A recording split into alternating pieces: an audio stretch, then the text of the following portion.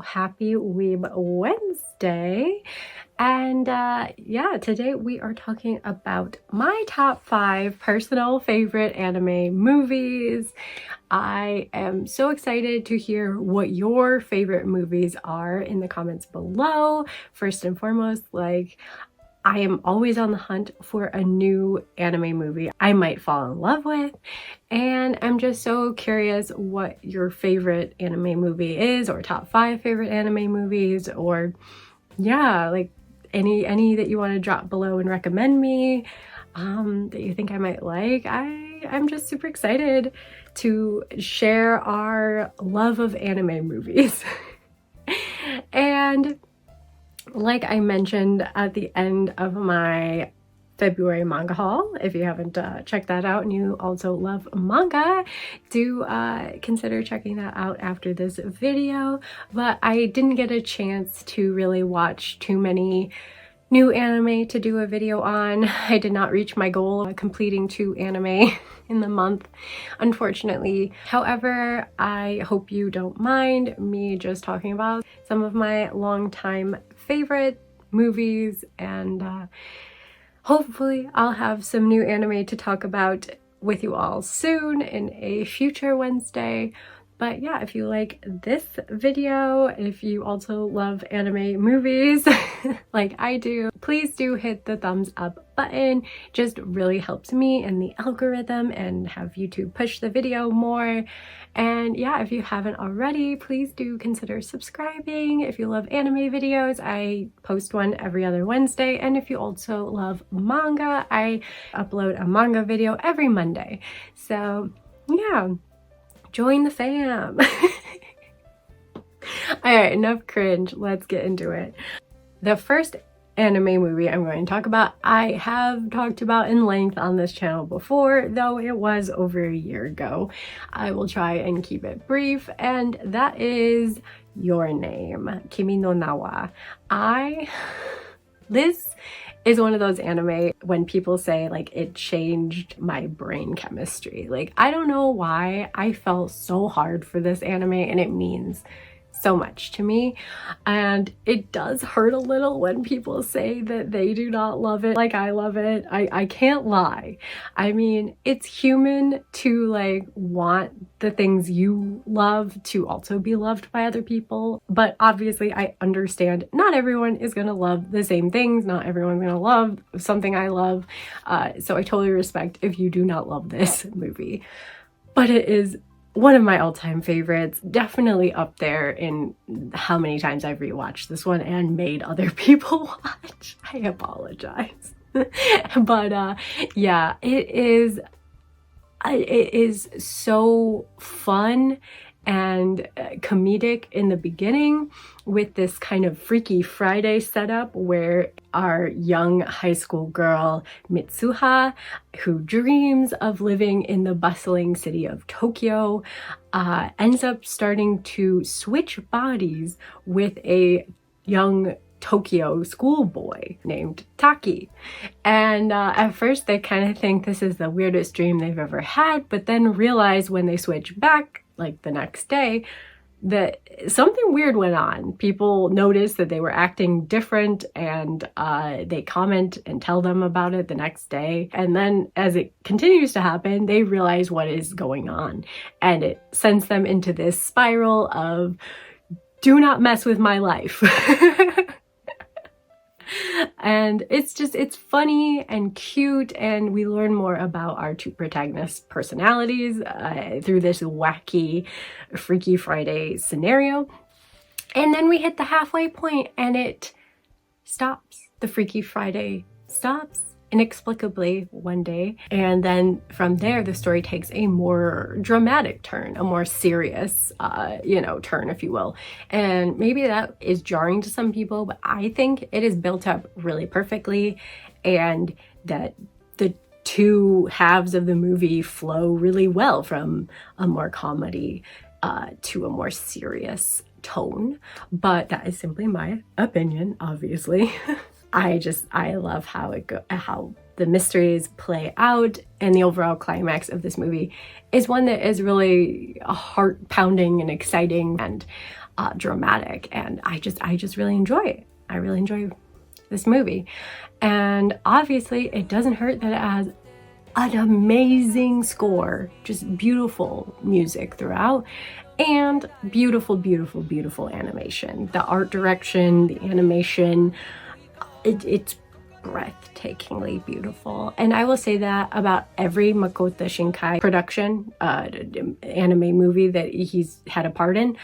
However, for me personally, this is the only one that story-wise and character-wise I really connected and grabbed onto.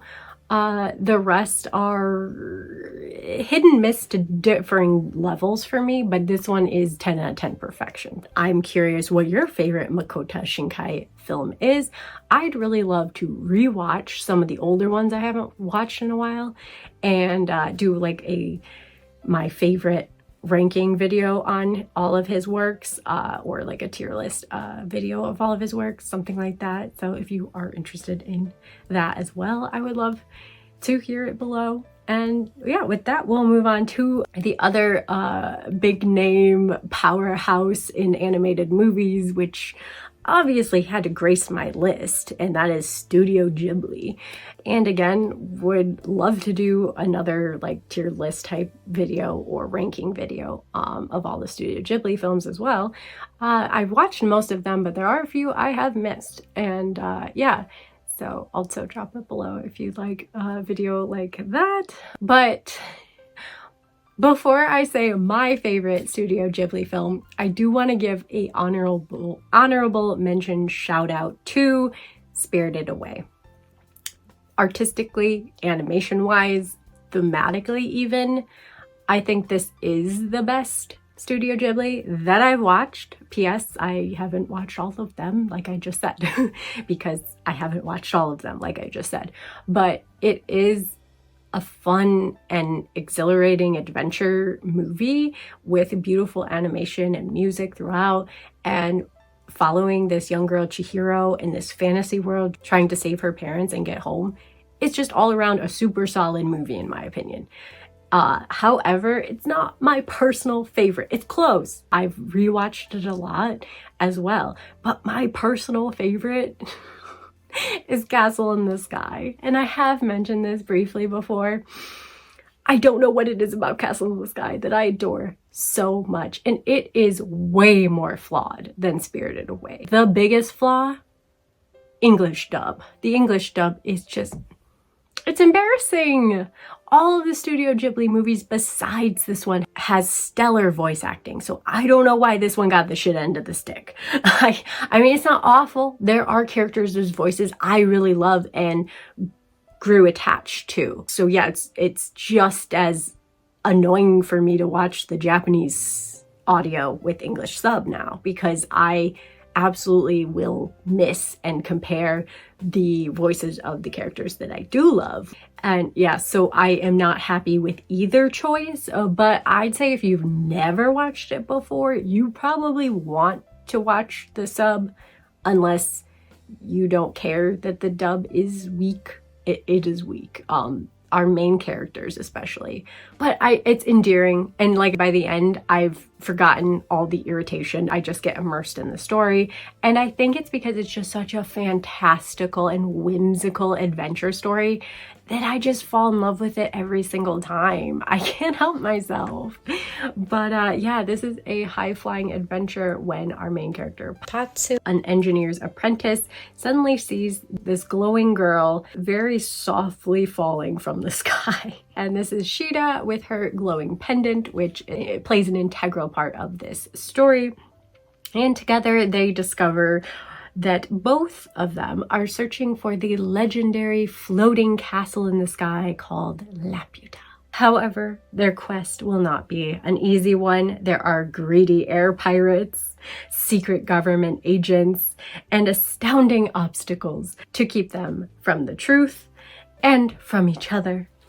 So yeah, it's very dramatic, but my favorite part is always the second act when they actually get to Laputa and are just exploring the city. I think it's just one of the most beautifully animated ideas like put into reality and onto film. Like the castle is just so intricate, and I just wish we could have even more time to explore it, because each room that we do venture into, each section of this floating castle is magnificent and alluring and animated so beautifully and has so much character and atmosphere to it. It's my favorite part for sure. And that and them with the sky pirates, they crack me up. I love that bit too. But those parts are always my favorite bits of the movie.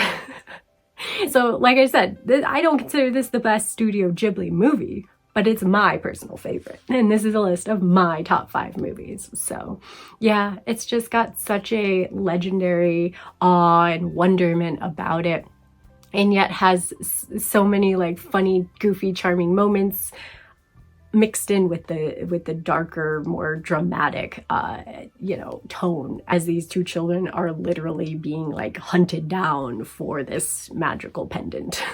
And yeah, so it's intense but fun and charming, but has some darkness to it. And oh yeah, and the story's so interesting. I just love it. I love it. It's great. So yeah.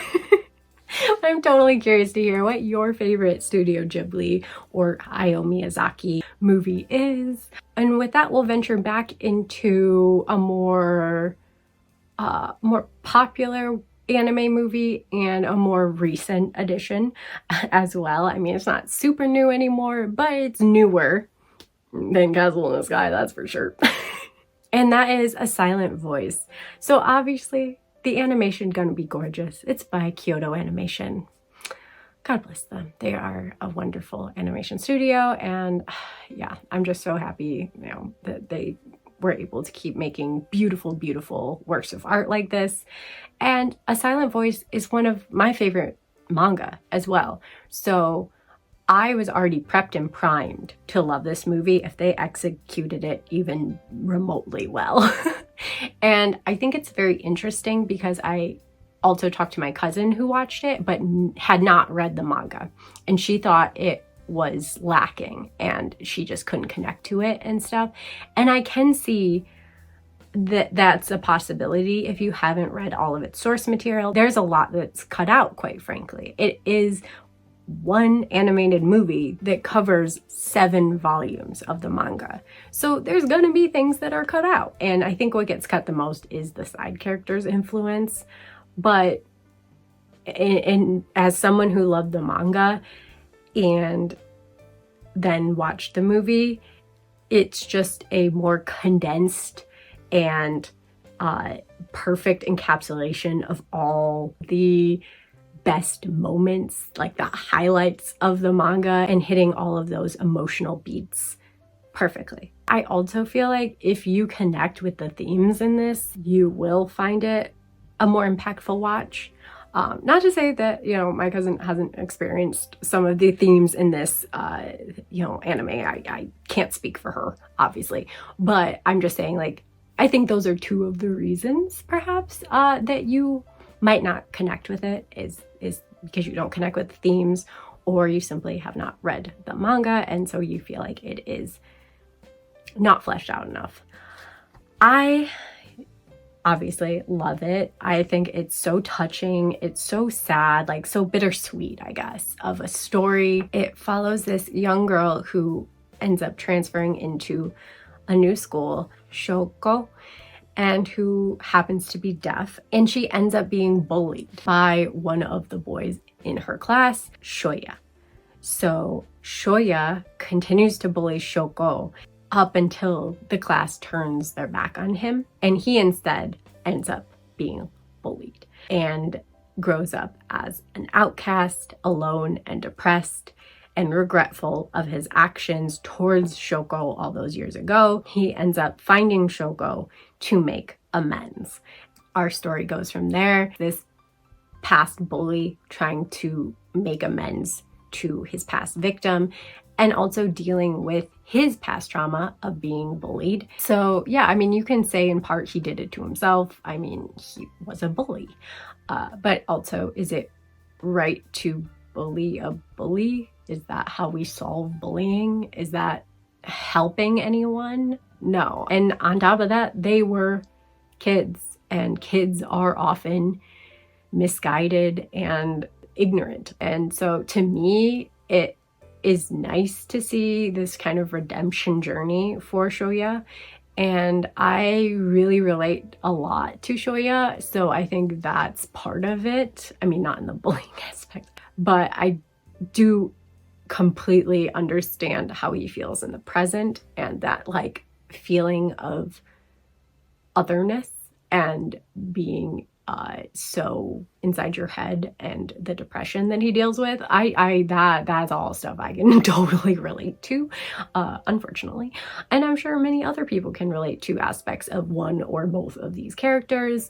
And yeah, I just think it's so deep and touching, and it's a coming of age story, and this relationship at the core of it, but it's also just dealing with so much darker issues of mental health and trauma and stuff. But it's done like so beautifully and so full of like hope and second chances, and being able to be forgiven, which I think is also a beautiful thing. It's not for everybody. Not everybody deserves to be forgiven, in my opinion. But for some misguided young kid, I think he does deserve it, in my opinion, but you might have a different take on it. I mean, that's totally fair.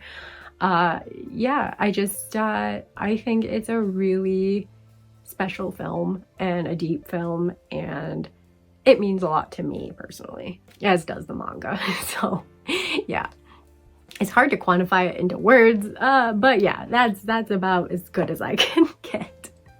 And yeah, so let's move on to two that I think are a little less well known. I wouldn't say they're obscure by any means, at least in my opinion, but you can let me know if you've ever heard of them in the comments below. But they were at least big deals when I was growing up. So to me, they are not that obscure, but I just don't hear people talking about them as much anymore. Anyway, first up, we have The Girl Who Leapt Through Time. I love time shenanigans. I love the distortion of space and time, and all the just like the mystery and the intrigue of all of that. So obviously I was excited to watch this one as a kid, and I immediately fell in love with it. It has a central theme that I just already figured I would probably adore. And I really love how this power to travel through time is utilized. It can be used for the good of humanity, or just selfishly abused. And while many people, I think myself obviously included, dream about what they would do if they had the power to travel through time and manipulate time and all that stuff, this becomes reality one day for our otherwise normal schoolgirl Makoto. After a fated event, her life takes a turn for the extraordinary. And although she initially uses her power to literally leap into the past and change little things in order to make her life just a little bit easier, she soon has to face the fact that changing the past can have drastic consequences. So yeah, I love the time manipulation. I love how selfish Makoto starts out, you know, using her time ability to go back and fix insignificant things, really, and avoid responsibilities, or just avoid anything that she doesn't want to deal with. I mean, she's just a teenager. Most of us probably would have used that power on really insignificant things if we think about it. But yeah, and I love the ripple effect, how her changing things in the past influences things in the present, and drastically negative consequences of these small little things she changes. And yeah, and then the build up and the reveal of how she got these time travel powers, and everything is just, I think it's really well done and poignant, and gives you this really interesting time travel story, a little bittersweet as well in the end, at least to me. I won't go into spoilers, obviously, but yeah, it gives you like a little bit of a bittersweetness afterwards. but it's such an interesting ride that I rewatch it again and again, even though it makes me a little melancholy at the end. And yeah, tear up sometimes, depending on my mood when I watch it. And that leads us to the last movie on my top 5 movies that definitely always makes me cry. Real tearjerker, this one. And that is Into the Forest of Fireflies, Light, or as I knew it, the Japanese Hotarubi no Morie. I love this movie. It's the shortest movie out of all of these, and yet it packs such an emotional gut punch, at least for me personally, that every time I watch it, even though I know what's gonna happen, I still blubber and cry like a little baby. It is just so damn depressing. But yet in a beautiful way. Like, it's so hard to like explain it, obviously, without giving anything away. A beautiful, depressing, short, concise movie full of fantasy and feeling. And this story centers around Hotaru, a little girl who gets lost in an enchanted forest where apparitions reside. A young boy named Gin appears before Hotaru, but she cannot touch him for fear of making him disappear. From then on, from the time Gin appears before her and leads her through the enchanted forest and back to the safety of, I believe it is her grandparents' home that she visits for the summer. Since that momentous meeting, every summer Hotaru goes into the forest looking for Gin, and they establish this really beautiful, though bittersweet, relationship where Hotaru cannot touch Gin, but even despite their physical distance between the two, they emotionally grow closer and really look forward to each summer where they get to see each other. And it's so sweet, but it's so bittersweet. And it's this cathartic feeling of all sorts of emotions just releasing all at once. It's the only way I can describe it. I just always like go through all the gambits of every emotion while watching this movie.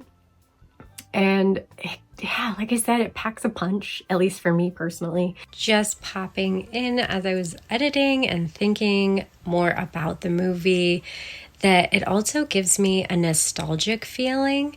And I think especially because it takes place in summer and starts with Hotaru as a child, it really seems like a focus on childhood and the inevitability of losing that innocence. I don't know. That's just, maybe I'm reading too much into it, but that's what I started thinking as I was editing, and I wanted to share those feelings. And I'm curious if you ever felt similarly. If you have also watched this one, I'd love to know how you feel about it, if it packs as much weight for you as it does for me, or if you weren't a fan of it, and that's okay too. I really think it's a beautiful, sad but beautiful movie. And sadly, it's not really distributed on DVD or anywhere, and I don't know a legal place that you can watch it anymore. If anybody does know that as well, drop it below. I have just been waiting and holding my breath in hopes that this will be put out on DVD in America, and I can buy it and have it to own. But sadly, that has not happened yet. At least whenever I've gone to look, it does not exist here. But you know, I'd buy it in a heartbeat if anyone knows where I could. I would, yeah. Or if I miss news that it's gonna be distributed, let me know. I would, yeah. I would probably pay an obscene amount for it. It's so short, it's so stupid too. But yeah, that's how much I have such a connection with the movie and just feel so strongly about it. But yeah, I think that is probably the most obscure one. So I ended it on that one because it is harder to watch it, and that's probably why it would be less known to people. But I do think it has quite a cult following, so I don't think it's like obscure by any means, because it is such a good movie. But yeah, that is my top 5. I'm so curious to hear what your faves are in the comments, like I said in the beginning.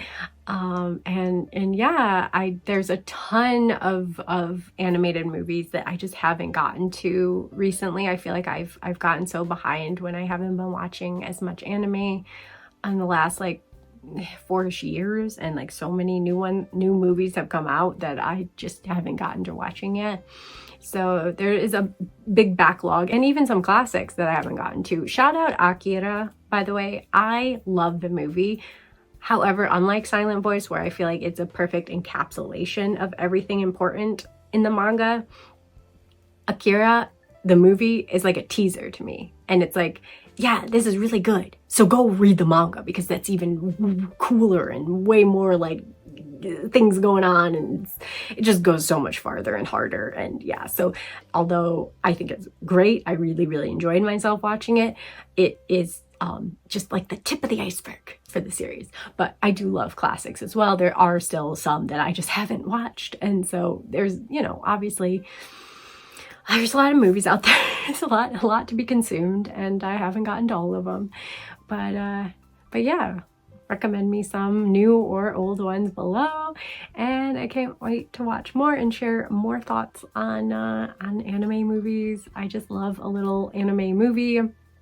It's kind of like how I feel about a manga one-shot. When I read one that is just perfect, a perfect encapsulation of a story in one singular volume, it just makes me really happy. And same with a movie, when it's a perfect encapsulation of a story within this one animated film, I just get so happy to find it and watch it over and over again. So I'm always on the hunt for some new favorites. And yeah, that'll do it. I hope you tune in next Monday for a new Manga Monday video. And until then, bye!